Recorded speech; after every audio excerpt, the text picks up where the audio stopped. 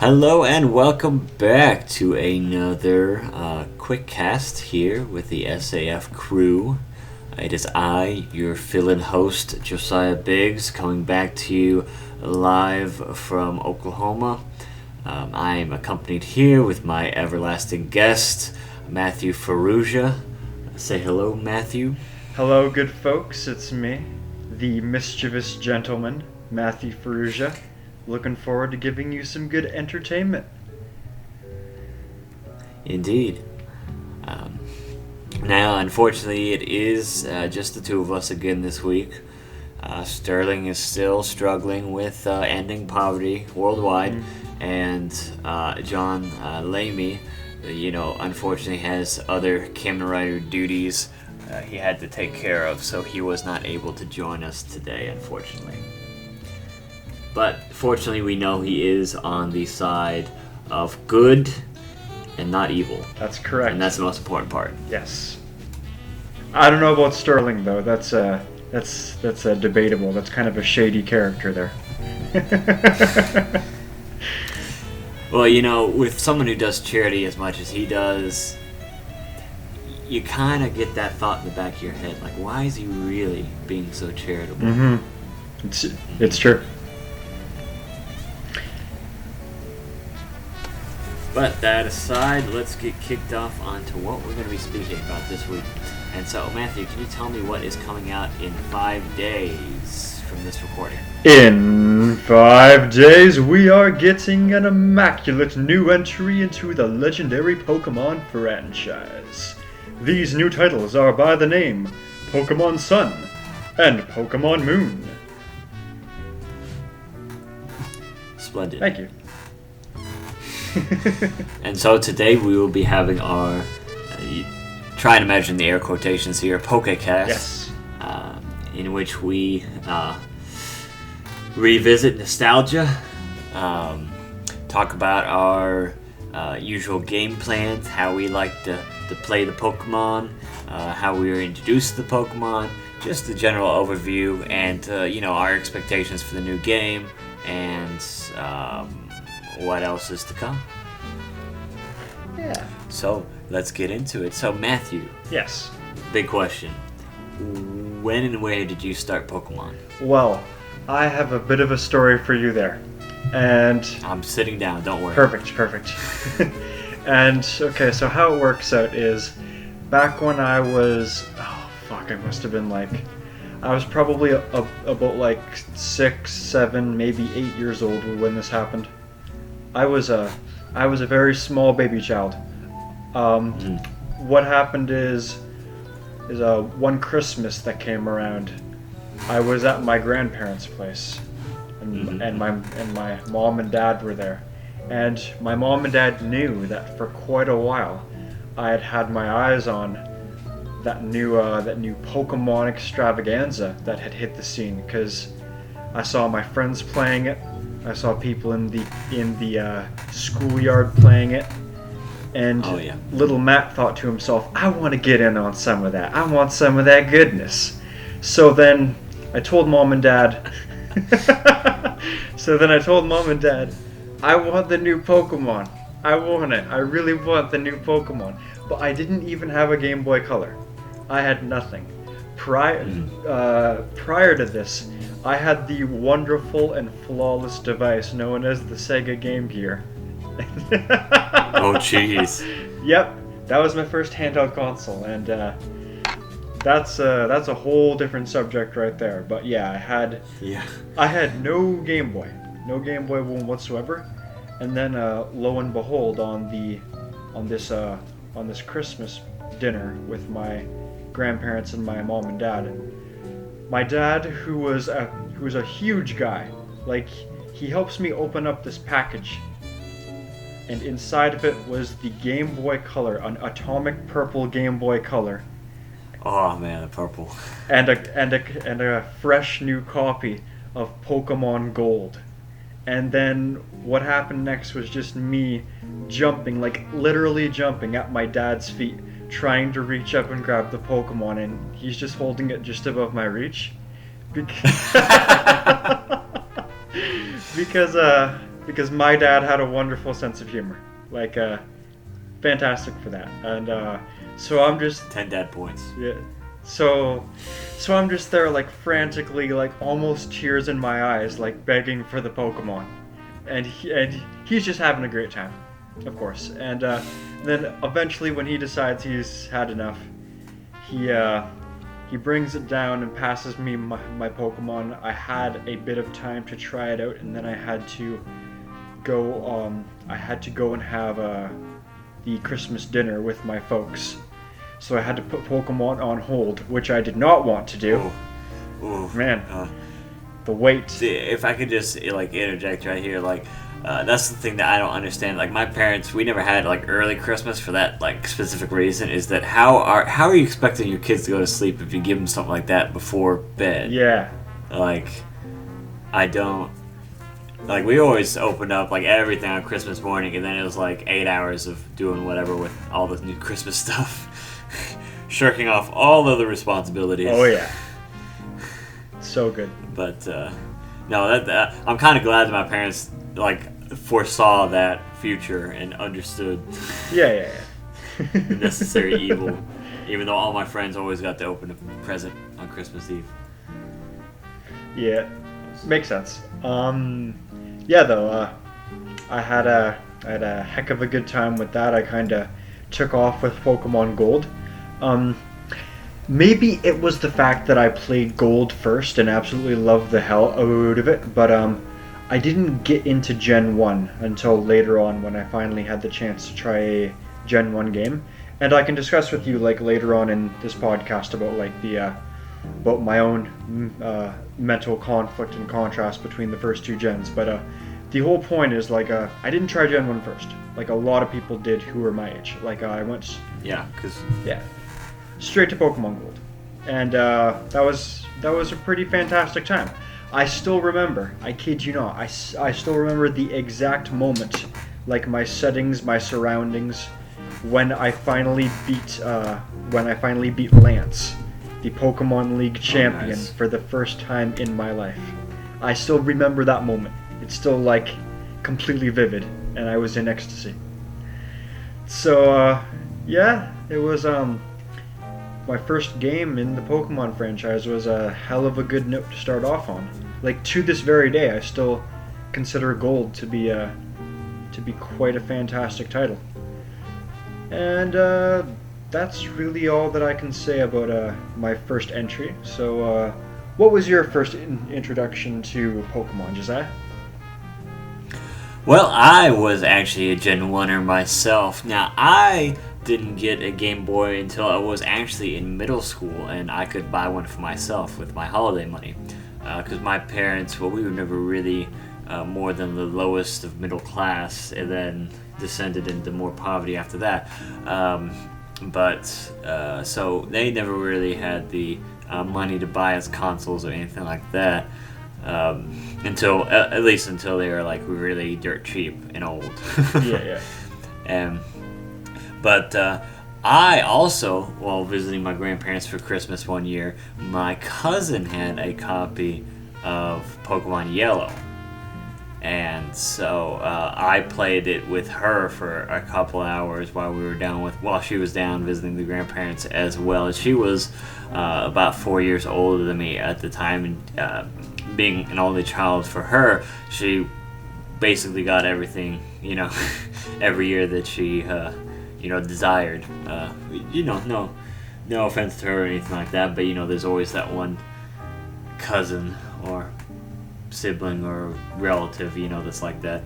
And so, and she was also my first experience in the anime as well, but that's a story for another day. But so I got my first taste of Yellow then, and then I was about 8 years old at that time, and I had already started playing Pokemon cards and stuff like that, so I already knew all the Pokemon by that time.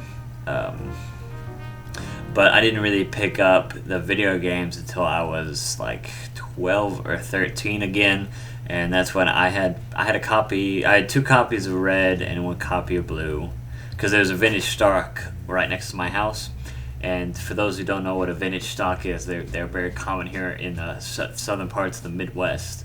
They're basically a resale place for comics, games, action figures, music, CDs, movies, any sort of entertainment. You could resell there and buy stuff used for really cheap. And so I would go down there, and anytime that I would see, Pokemon Red or Pokemon Blue or a new Pokemon I hadn't played, I would go down there and buy it, basically. But I mean, that's basically how I started back up. I finally had enough money to buy a Game Boy when I was in 6th grade, and then I bought one, and the first thing I got was that Pokemon Red, and continued the quest from when I played like 4 years prior. Right on.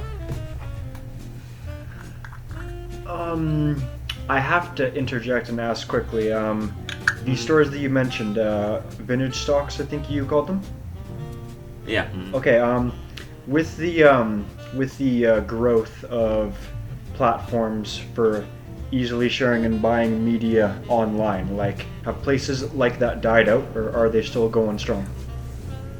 Well, there were two big places in the Midwest that both started in and about the Oklahoma, Missouri, Kansas area, which I live. And so I live both very close to Arkansas, Missouri, and Kansas because I'm up in the northeastern part of Oklahoma. But the two major companies, one of them being Vintage Stock, and then the other one being Game Exchange. Now, Game Exchange went out of business because they had terrible trading rates, very snobby. They only traded a certain amount of games. They didn't carry any older games once a system was technically dead. And so it was very hard for them to keep up. But Vintage Stock, the one that's still around, and still thriving today. Maybe not thriving, but still doing pretty good for the economy as it is. Oh yeah. It's still. I mean, they still have like Atari stuff. I mean, they have ancient stuff there. I mean, stuff you wouldn't be able to find anywhere else except for like on eBay. They have the comics and the action figures, and they have. If you ever need a peripheral and you can't find it, you go there and you find it. Like for any sort of game system, they have like any sort of peripheral you could ever imagine in stock, almost always. And so, if I was gonna start a Let's Play, channel and start doing really old games, I would definitely go there to get all my supplies because they would have everything right there in one location. But I mean, as far as that goes, they're the ones to beat out all the other competition as far as that goes. I mean, we still have like GameStops and other places like that, national chains. But the more local chains, Vintage Stock is definitely the one that won out, and for good reason. Right on. Thank you for the little insight into the Games Exchange where you're from. Yeah. But, actually, one of my friends in college, his father actually ran a Game Exchange back in the glory days. And so they got to play basically any game that they wanted because they could just take it home from the store and then bring it back in the morning. Some people have all the luck, don't they? Yeah, and they were, oh man, they had some stories to tell, man. And they'd actually been invited to E3 several times. And, oh my gosh, it was... The jealousy swelled up in me like an like an evil green beast, let me tell you. But back to Pokemon. Yeah. So out of all the series so far, what would you say is your favorite incarnation of Pokemon? Like for now, are we mainly discussing the generations? Yes, in the main line, not to Pokemon Pinball or the Adventure Dungeons or anything like that. The main story. Right. Line. I have no problem discussing these spin-offs with you a bit later because I have a couple good opinions. Well, I hope good opinions on there. But when it comes to the mainline games, 2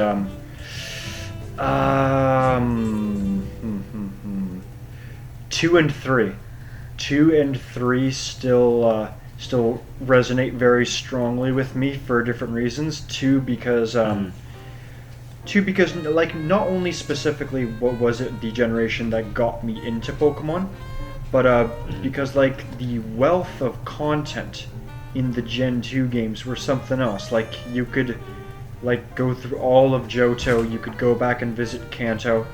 There was like that fun, or so I felt, like really fun bug catching contest in the park. Yep. The apricorns that you could make some great Pokeballs with, like so on and so on and so forth. Like there's lots of fun stuff to do in Gen 2. Just the sheer amount of content by the standards of just like a Game Boy Color game. It was up there and beyond. So there was that. Gen 3, because I've spent more time with Gen 3 than any other generation. Like, I spent quite a lot of time on Gen 2, but I didn't really get hardcore into Pokemon until the next gen. My dad went out with me and bought a copy of Pokemon Ruby, and I had a field day with that. I went on to spend time with my brother, like getting at least 2 different level 100 Pokemon on that file, like not through any trading whatsoever, just like grinding our Pokemon. The two of us, we shared that Ruby save file. We played the hell out of it, and it was a hell of a good time. So just the amount of time spent with Ruby just makes me appreciate it a hell of a lot, because I just came to understand like all of the little tiny pieces of fun stuff and tips and tricks and features in that game. I just it's hard to not grow fond of something that you've invested hundreds of hours into. So those 2 gens were what did it for me. It would be very difficult for me to pick one over the other. But yeah, those 2 for me would have to take the cake. I'm gonna have to agree with you. Oh well, but first, before I give my little answer here, what did you think about the re-release or remastering of, what was it? Was it Omega Ruby? Oh, I am actually, well, I don't want to say that I'm in the process of playing through Omega Ruby, because I haven't touched it in quite a while, but I do have a copy, and I have put quite a few hours into it. It's just Pokemon is kind of like, I guess it's a phase thing for me. Like back in the day, I invested tons of hours into mainly just Pokemon and a few other things, but nowadays Pokemon's a phase.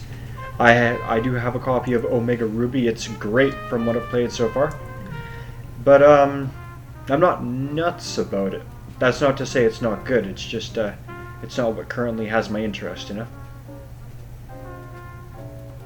No, I understand. It's definitely you have seasons that you really want to play Pokemon, and then you don't. Yep.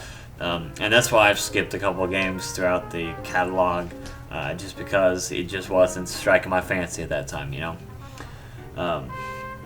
But no, because my favorite game in the main line is actually Soul Silver. I've actually invested like 300 hours into the game. Nice.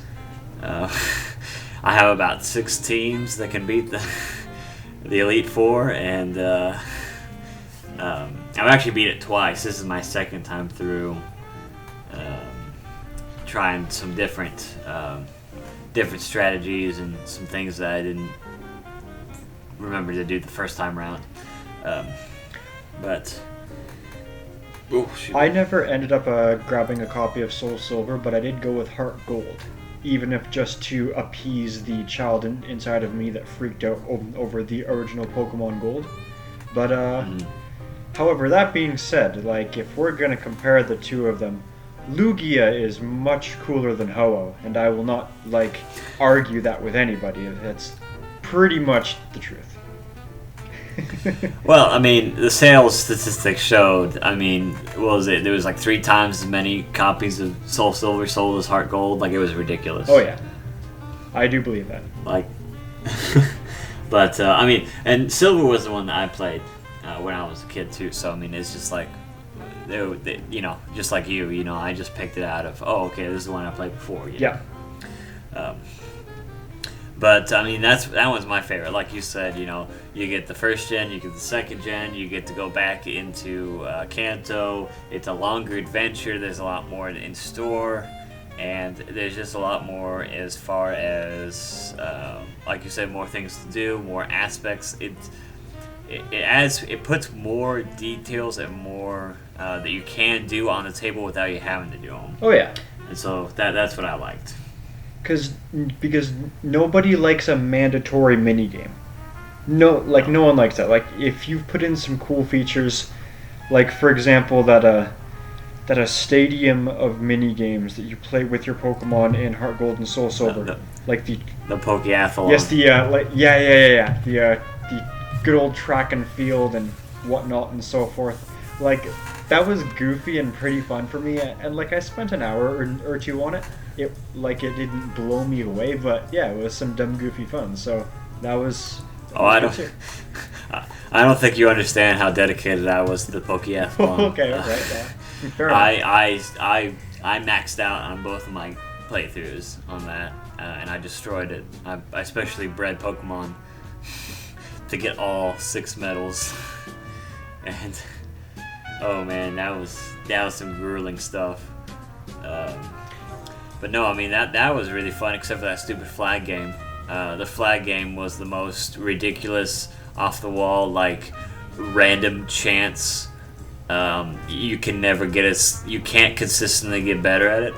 Right. It was literally a game of chance. All the other ones had like certain skills and like things that you could better yourselves or find better Pokemon to do it. But no, the skill attribute or whatever. That one was just bull crap. It was just like, oh hey, this is the luck of the draw, and have fun, winning this one and completing your set, Josiah. I'm gonna make sure you're here for 3 more hours trying to do this. Oh yeah. It's kind of funny to me because you with the Pokeathlon was I'm not gonna lie, that was kind of like me back in Gen 3 with the Pokemon contests. Yeah. I got pretty into those. I had a lot of fun with them. Yeah, I never really got big into the Pokemon contests at that point. Of course, I never really was a huge Gen 3 person myself. But besides that, so what's the? I guess have you played X and Y? I have. Or what's the most recent Pokemon game you played? The newest one for me would be Omega Ruby, but I haven't yet beaten it. If we're going to talk about ones that I have beaten, Y. I bought a copy of Y because I did the same thing that I had previously done with every Pokemon game, and probably still would do if I got a copy of either Sun or Moon. Where like I look at the mascot and I'm like, do I want the story to revolve around this mascot or this mascot? Which looks cooler? That's all that it broke down to with me. So I bought Y because of Evital, I think its name is. Looks way cooler to me than Xerneas, and that's not to say that Xerneas looks dumb. It's just like a Vital's a big, cool-looking bird.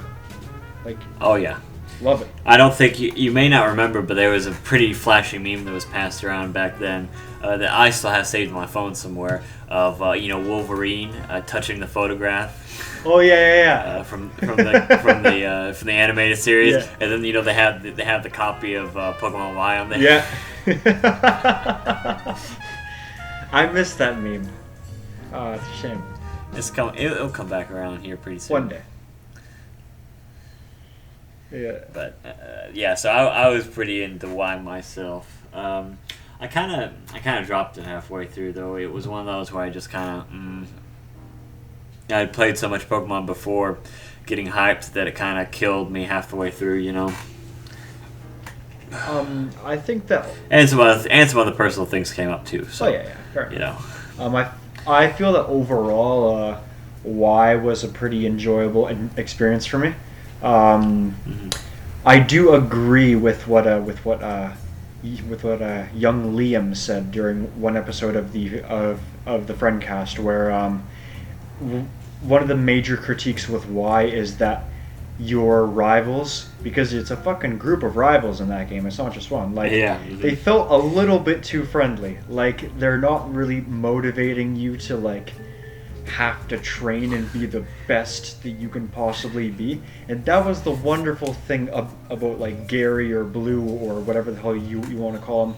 And then your rival in Gen 2, that the red Ginger Kid. Basically, yeah.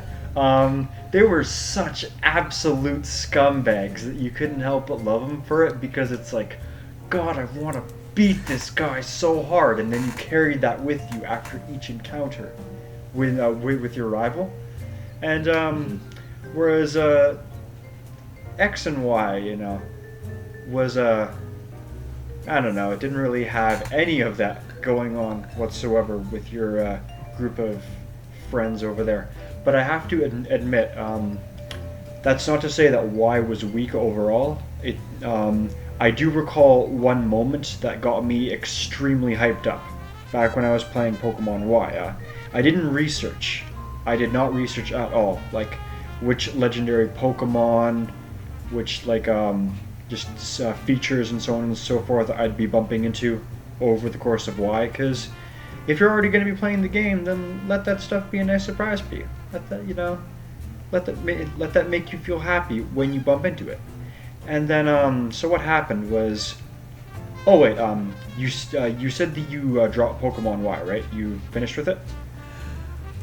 No, I never really picked it back up. And like I said, it just kind of went stale. And then Pokemon Go happened, and then that. I haven't played that in a month, just because I knew if I played it too close to the new Pokemon, I would be burned out and wouldn't want to play the new Pokemon. Oh yeah, makes sense to me. So it's like a drug sometimes. Yep. So what happens is a certain famous legendary Pokemon shows up. Is it Suicune? It is. I am afraid it's not Suicune. Oh gosh. I love how we both love Suicune, because, like, it deserves it. It's such a damn cool Pokemon. Well, it's not just that. It's, the classic line is a certain legendary Pokemon popped up. Oh, it's got to be Suicune, because what's his face is always chasing Suicune. Yeah. Usween, I think is him. What happened is you encounter a village, like, just after the final town that has the final gym for the game, just shortly after that, you bump into like a lost village, inhabited solely by Pokemon. Like, there's no trainers there. Like, humans don't put down any roots there. Sometimes some will come to visit, but like, there's not any humans that live there. It's just like a colony of Pokemon that they've inhabited. That's their own space. And once you get Waterfall, you get the option to explore the deepest depths of that little Pokemon colony, that hidden village. The village hidden in the Pokemon, if you will. So, that wasn't very funny. I don't know why I'm laughing at that. So what happens is you get Waterfall, you explore the depths of the village, and inside of a cave in the back of it. I had no idea what I was about to get into, but I just walk through the cave. It's only one room, so I just go into the center of it, and right there with his back turned to me is Mewtwo, and my heart just starts going crazy in my chest, and I'm like just freaking out a tiny bit. Just saved my game and had a... You're like, do I have enough Ultra Balls? Yeah, pretty much. I need them right now. This is going to take at least 50. Does somebody in my party know sleep? Paralysis, something. Come on, man. Yeah, that was a hell of a good time facing Mewtwo and having absolutely no idea that he was coming up. That's what made it for me. There was also he drops his stone that you use to Mega Evolve him, like, right after you beat him. So there's no additional quest needed to try and do that. Like, if you've managed to beat and capture Mewtwo, then congrats, you deserve to just get the stone then too, so why the hell not, as far as I'm concerned. On top of that, once you beat the Elite Four in that game, one of the 3 original legendary birds starts roaming the region. I did not know that was going to happen either. So I get into a random patch of grass, and then you know the animations that come up on screen, like when it transitions into a Pokemon battle? So like that comes up, except it's entirely different. Like the screen starts slashing up and breaking up apart, and then like a new track starts playing that I've never heard before, and I'm like, yo, what the hell is this? What's going on? And then Zapdos just fucking comes down in front of me, and then I kid you not, I still recall the moment because I was walking through my apartment talking to my brother, and then I kind of go weak in the knees for just a fraction of a second and lean against the wall because I didn't see that coming either. And then I turn to my brother, who I was talking to, and I'm like, I just found Zapdos, and he's like, yo, that's pretty sick. So yo. Pretty much. So surprise appearances from Gen 1 legendaries, which was pretty cool to me because as much as I'm not nuts for Gen 1, their legendaries are pretty iconic for a reason. They're pretty well designed. They look cool as hell to me. So seeing them was a pleasant surprise. So the appearance of them and just the overall well-managed jump from 2D to 3D that the Pokemon series made, like just all of that together made Y a pretty good experience. It's was by no means the top tier Pokemon game, but hey, you got some cool features. You got your character customization. You got all that fun stuff. So it was still a fun experience. If you'd like to talk about that gen though, I'd be willing to pass it back because I just went on quite a tirade there. No, it's fine. I mean, honestly, you probably remember more than I did. The thing, like, that's the thing about why for me, it just felt really casual, as far as the other games. It wasn't as necessarily driven as hard as some of the other games. I don't know. Maybe I just wasn't, in the mood to play Pokemon. I was forcing myself to do it. Who knows? Yep. But I mean, as far as that goes, it was good. It was a great transition into 3D. They did a really good job with the modeling, and everything was great. I mean, as far as like game mechanics wise, but as far as just like story and getting people engaged, and like you said, the rival system, it was like everybody was getting a participation trophy. Yeah. So. And so it's not like I didn't like it or anything else by that means, but it's just I don't know, it just wasn't right for me at the time, and I'll probably pick it up here after I finish Moon. Oh yeah. We'll just have to see about what happens. I mean, we got the big titles coming up this Friday. Yep. On the 18th is also a payday. Hooray from me. Right on. So it just makes it that much better. And of course, I'm going to get a physical copy of the game because why wouldn't I? Exactly. Even though I've got the 32 gigs on my new 3DS, but I'd still, I put in some more memory into the SD, but yep. It's always good. I'm one of those, physical copy cartridge type of guys, though. There's things you have to download for the virtual console, like I've got, Donkey Kong Country 2 on there. Dixie Kong's Quest, great game. Yeah, yep. Yeah, it's a great one. It's really cheap too, but because side tangent as far as that goes. I remember Donkey Kong Country 1 and Donkey Kong Country 3, but I can't seem to remember 2 for some reason. So I'm going back and reliving some memories and finding my past. So, to be honest with you, I've felt for quite a while now that 2 was actually the strongest out of the 3 DKC games. maybe that's just because I'm a bit of a sucker for pirates, but the pirate theme was I enjoyed that quite a lot. Also, before I totally forget this train of thought, just one last little note to put in. You are completely right to point out and feel that X and Y were very casual, and I'll add something else to that. The Pokemon League in that game, like when you actually approach the building and the camera pans up and you see the full like majesty of the Pokemon League, that's wonderful and fantastic and was visually striking. I kept walking back and forth to the point where the camera pans up and you see all of it. The whole scene itself is so cool. However, that being said, yes, the challenge itself was casual as all hell and completely misled by how epic the portrayal of the building was. If you want me to put this into context, the only trainer inside of the Pokemon League that has a full set of 6 Pokemon is the champion. The Elite Four only have 5 Pokemon each. And that's the first time in any Pokemon game that I know of that's happened. It was kind of disgustingly easy, to be honest with you. I have never been less challenged by the Pokemon League than I was in Y. It was underwhelming severely. So what you're saying is you're the Principal Skinner looming over Pokemon Y saying pathetic. This was nothing. Yeah, exactly. Pretty much.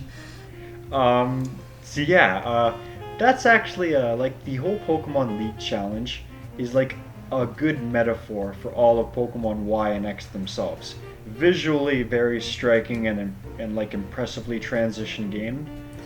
Technical, yeah, but challenge-wise, well, I don't need to repeat myself. I don't want to sound like I'm bullying X and Y, so, I'll kind of leave it at that.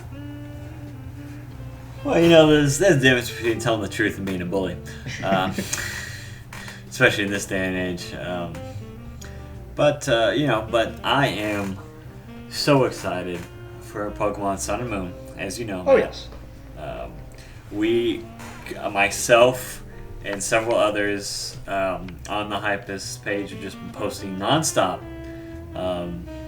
Especially Christina. Oh, yes. She has just been on the Pokemon train since day one. I think she might be even more excited than you. Yeah, probably. But she is an artist, so she has that ability. True enough.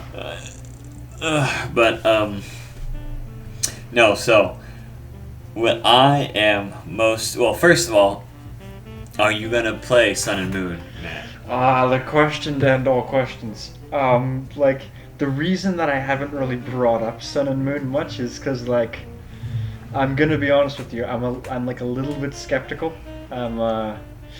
Because as you pointed out, just 10 or 15 minutes ago, Pokemon is kind of like a drug. You kind of go through phases where, for a bit, you're like, I want nothing but Pokemon inside of my life, and then for shortly after, you're like, you know what, I could do without some Pokemon, and I'm kind of in between the two of those. I'm kind of skeptical if Pokemon is really what I want right now, because we don't need nobody that listens to this podcast, and you especially, don't need to hear me continue to go on about the Shin Megami Tensei franchise. But all that I'll say is that is my current love. That is my current child.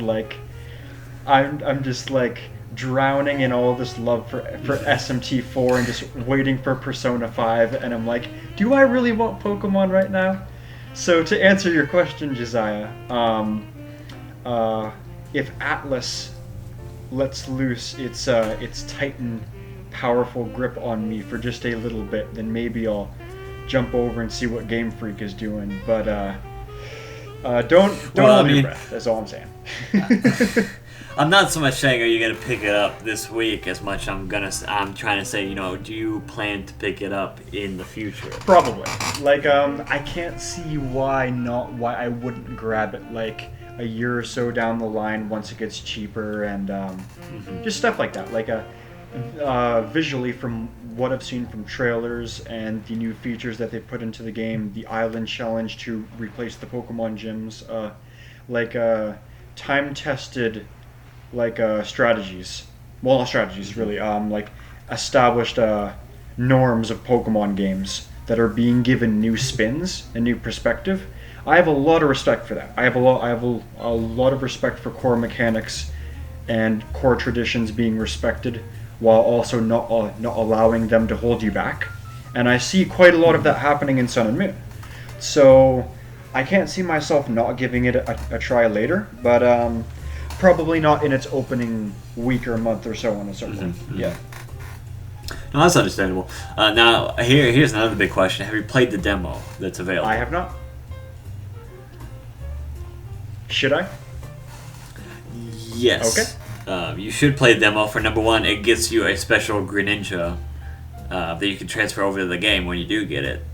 But also, it kind of gives you a nice little taste of the Alola way of life, so to speak, and kind of how the towns are set up, and this nutty new professor that they're sticking us with. I hear that Team Skull is a bunch of goofballs. Yes. They are a bunch of goofballs. Literally, they're like throwing gang signs. Like, they come walk down the street with like stomping their feet out like wide, like crab walking type style, like throwing gang signs. And then, like, big sister, come on, beat the guy up for us. Come on, big sister. Oh, it's great. Yeah, you get to meet him twice, and then also in the demo you play a Pokemon Snap type adventure. What? Seriously? It's just a little thing where you take pictures of the new dragon types that are in there, and then once you alert them to you flashing your camera in their face, they come out and attack you, and you have to beat them with the Greninja, which isn't too hard. But they got like it's a really little fun, and then they got a Pokemon catching contest to kind of get you used to like the new types and how they the new Pokemon and what types they are and everything like that.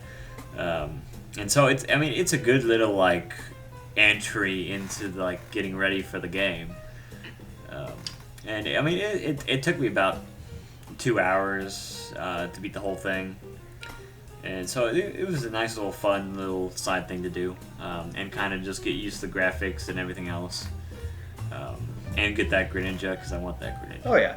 But once you brought up the quirkiness of Team Skull and all their eccentricities, I couldn't help but want every cover of Pokemon Sun and Moon to have a label now that just says "now with more child-friendly gang violence." I want to see those exact words. More child-friendly. Now with 30%. Yeah. Now with 30% more skulls. Oh man. Oh, that is some that's super super goofy, but it's not unfeasible because it's kind of like the dumb shenanigans that Team Rocket and so on were already doing. It's just now dialed up to 11 by the sounds of it. So it's just that's just good natural progression as far as I'm concerned. So I'm actually kind of looking forward to seeing that. Yep. Now see, okay, now that we've discussed that, of course I'm getting the Pokemon Moon as soon as it comes out. Oh yeah. Who have you thought? Who is your favorite starter so far, Matt? Are we talking in the history of Pokemon or Sun and Moon? No, just Sun and Moon. Just Sun and Moon. Right Okay.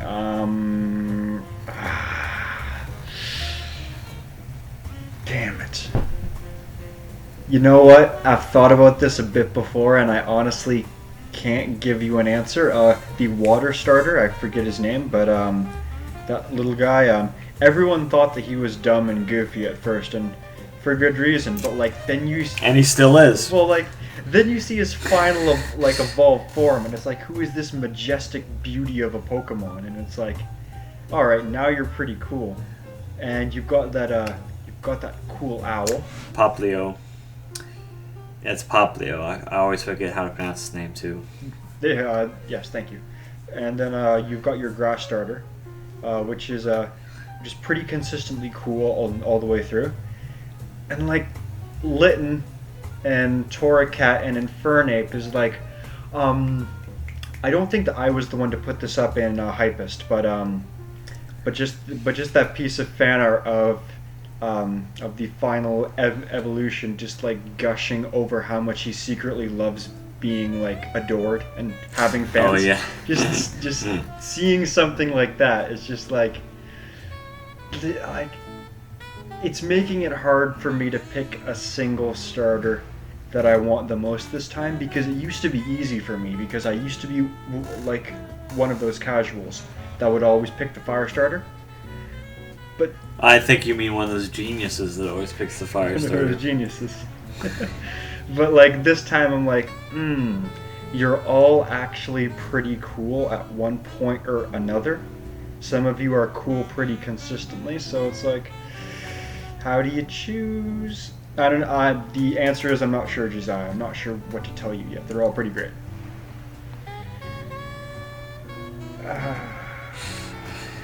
Yep. Man, Poplio got all the hate when he first came out. All of it. No one loved him. 0 people. I remember Sterling and I would just go back and forth all the time, posting all those hate pictures of Poplio. Now, obviously, I'm Team Rowlet. I was also a fire starter type of guy, but something about Litten just didn't, if I wanted a Green Day cat, I would go out and find a cat at a shelter and spray paint it like Green Day. Yeah. Pretty much. But, no, Rowlet for me, hands down, because as soon as I saw that, I'm like, I'm going to name him Dr. Hoot. Damn it. Why hadn't I thought of that? I'm so upset right now. I've been trying to get that hashtag to trend on Twitter, Dr. Hoot. But for some people just aren't getting it yet. Oh, man. But yeah, I mean, like, that was an obvious choice for me. I'm like, it's an owl, a cute little owl, burb, with a bow tie. It's Dr. Hoot. Yeah. Hands down. That's pretty good, man. I have to give you full credit. That's pretty fantastic. And if I see that Dr. Hoot takes off one day, I'll know who to give the credit to then too. We'll have this recording right here as well, even though, as soon as the stars were released, that's, like the first thing that popped in my head. Oh, yeah. But, because, you can't, burbs are in the season, you just gotta know. Pokemon saw that and it was like, okay, what does everybody like?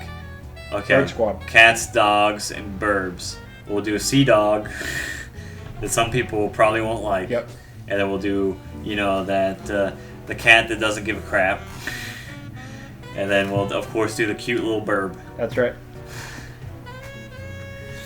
And man, oh man, it's like waifu wars with Pokemon starters this year. Oh man, I have never seen this wide of like a divisive conflict on like which one is the best. Because usually it's more unanimous than this.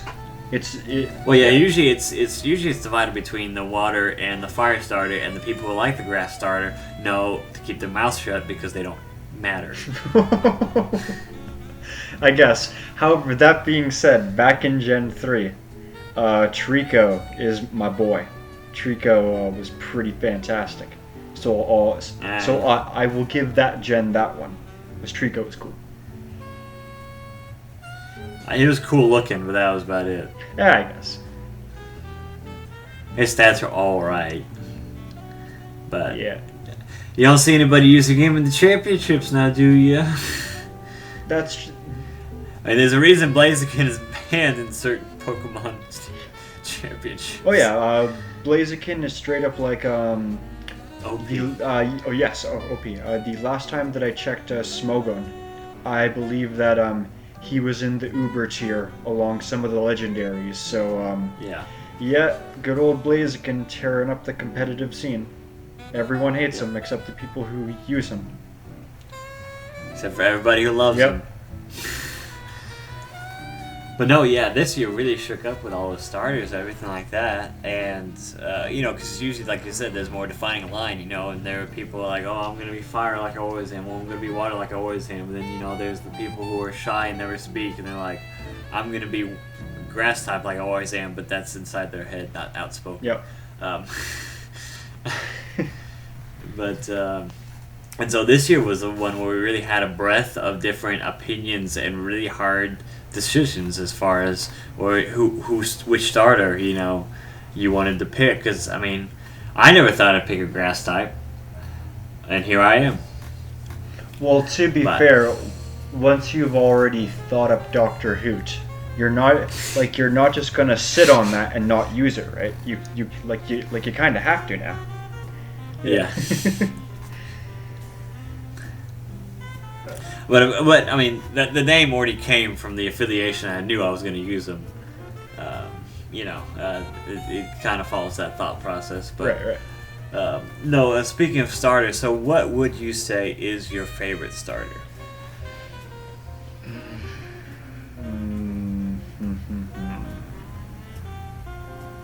All right. If we're gonna talk specifically design-wise or gameplay-wise, I might have to separate the two. Just your favorite. Doesn't have to have any criteria. Just your personal favorite. See, that's why I have to think about that. It's difficult for me. Listen to your heart. Yeah. It's a toss-up between. Okay, I can narrow it down to 3. Sorry, no, I fucked up. I can narrow it down to 4.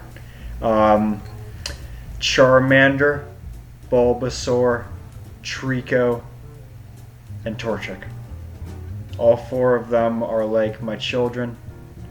I've spent a lot of time with all 4 of them, and you can't pick a favorite child. What kind of parent would you be if you picked a favorite child? So I'll keep those 4 squeezed inside of my corner, and the rest of you guys can have the rest. There's only been so many starters. How can you gosh, you can't wiggle it down from 4 to at least 2 or something. Jeez. That's like a third of all the starters. Yeah, I know. Damn it. Okay, fine, Trico. Just Trico, man. The answer is Trico. There you go. I have picked a favorite child. Look at what you've done to me. How about you? Well, the hard thing for me is that as Pokemon went on, I stopped focusing so much on starters, and most of my favorite Pokemon aren't starters, as it is. But if I were to choose a favorite, it would probably be Cyndaquil. Cyndaquil's not bad. That's true. Typhlosion is a beast. He's pretty great. And just look at that model. Come on.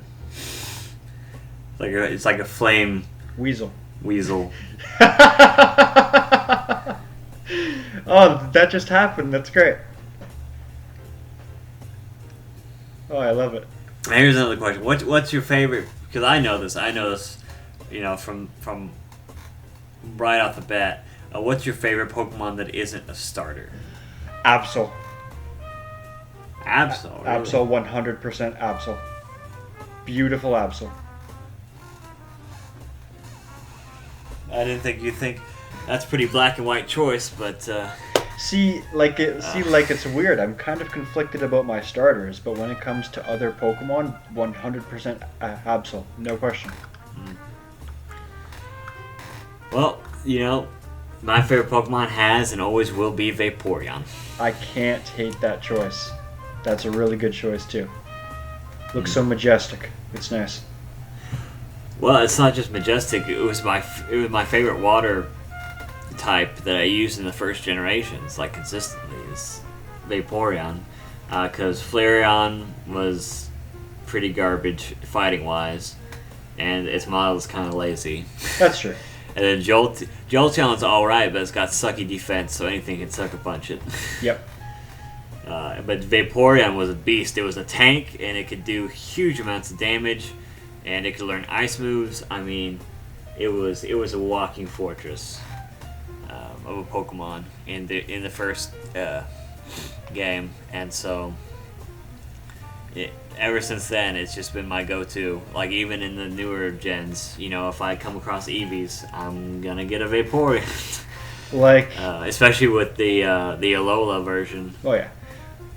I'm just picturing you now, like decked out in like full trainer gear, like walking around the Kanto region, and you stumble across an Eevee. You've got a Water Stone in your hand, and just big old smile, and you're like, nah, I know what comes next. There is only one option for me. Now, if I had to pick my second favorite, it'd probably be Tyranitar from Gen 2. Oh, damn it, that's good too. Because he's also a big boy, man. Whenever that's the Pokemon I spend the most time on in my Soul Silver adventures is raising Tyranitars. Oh yeah.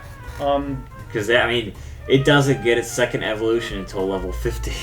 Oh yeah. Or its third evolution until level 50. It's ridiculous. Like a Tyranitar is an investment, and that's the same thing with all of the pseudo legendaries, I believe they're called. Yeah. It's like they're investments, and they're that way for like a good reason. Their stats are monstrous, and if they started building the stats that they got from their final evolution much earlier on, you'd have an even more OP Pokemon. It's just not fair. So yeah, it's the pseudo legendaries were always great Pokemon, design-wise, stat-wise. They're just fantastic. It's a shame you often couldn't get them until like the post-game or something like that. Yeah, it was really hard in Soul Silver. You had to either get them on Mount Silver or you had to get them in the Safari Zone. You could get them in the Safari Zone? Yeah. You can get what's the first evolutionary form? It's Pupitar is the second, and I forget what the first one is. I also forget. But no, yeah. If you move some stuff around in the new Soul Silver, you know how you can put objects in the Safari Zone. If you put a certain amount of objects in there and shuffle around and go in the mountain Safari Zone, you can. There's a 5% chance you'll run into one. Okay, right on. And it's lower level than the one you find on Mount Silver, so you have to train it a lot more. But like you said, that works out in the long run. Larvitar, Josiah. Larvitar? Larvitar was the first form. Oh yeah. That's right. Yeah, Lava, Pupa, Tyranitar. Yeah.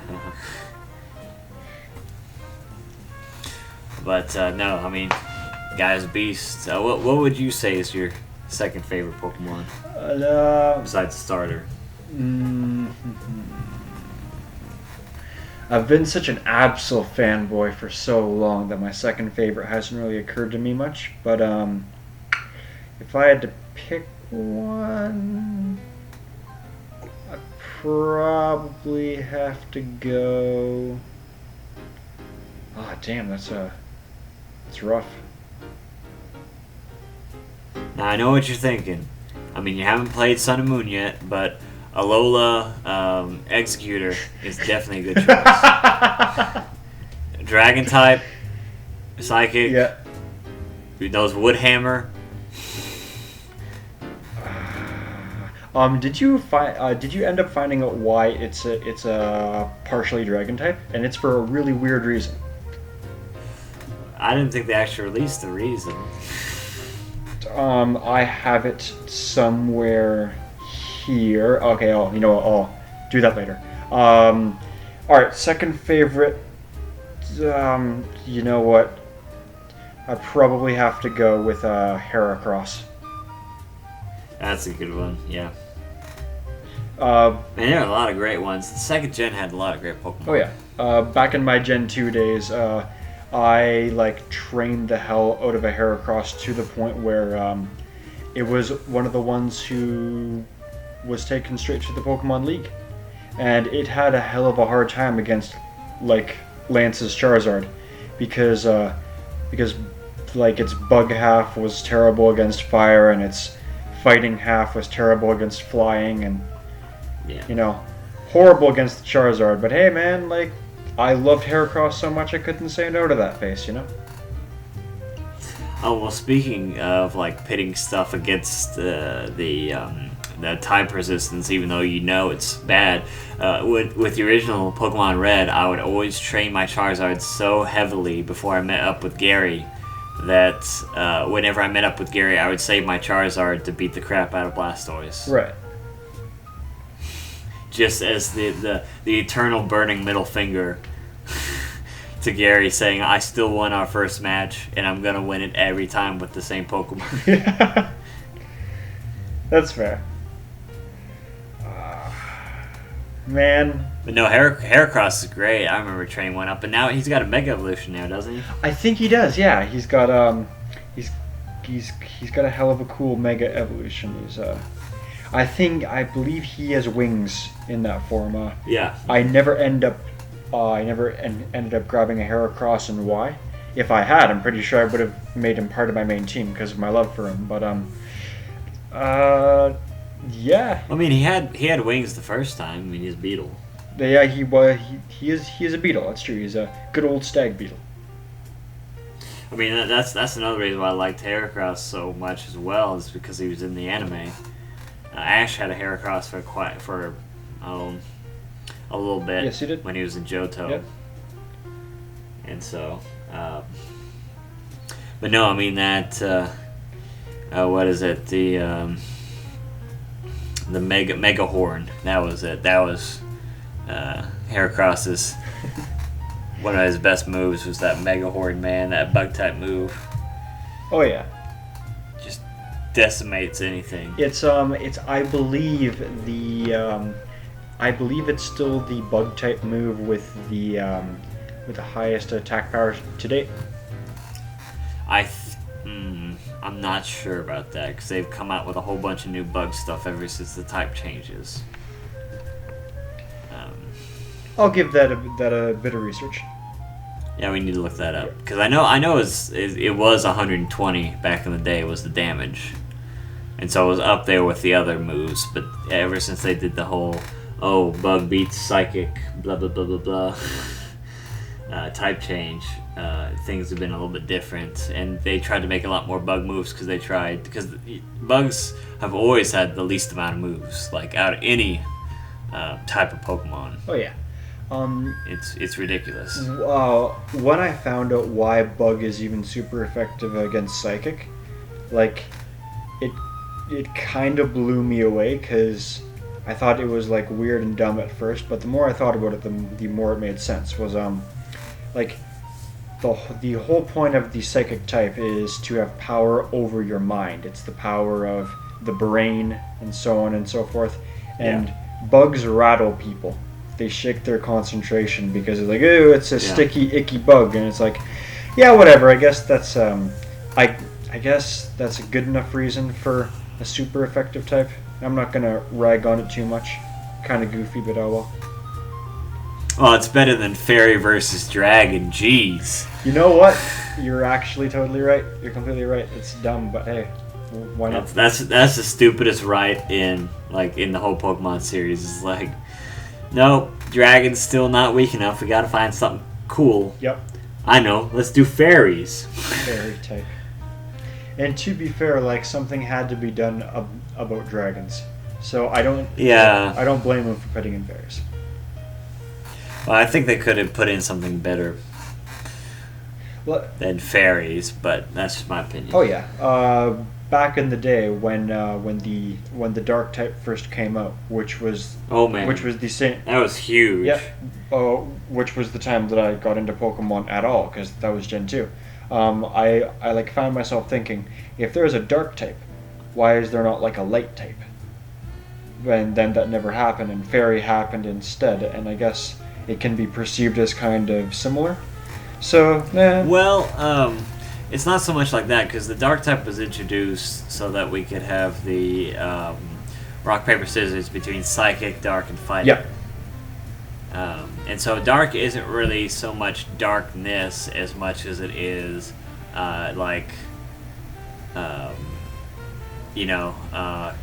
dirty fighting. Oh yeah. Beat up is such a great move. with such a great Yeah. name. Yeah. Fuck.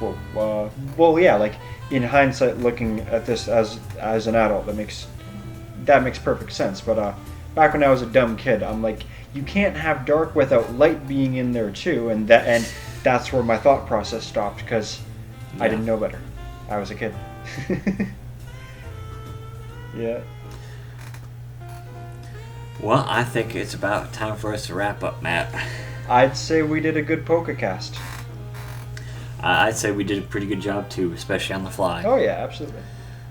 or rather on the bond slide. Give yourself credit for that. It's not so bad. It's pretty good. I will. Good. So Pokemon Sun and Moon comes out on this Friday on the 18th. We should expect big things and big turnouts. A lot of people will be posting about it, and hopefully we'll get this. I know I'll be getting this podcast out and ready on Tuesday, the 15th. And so we all hope you enjoy our little combo about where we all stood with Pokemon and where it's going. And, hopefully you'll enjoy the new game as well. But for right now, we'll see you later. Take care, folks.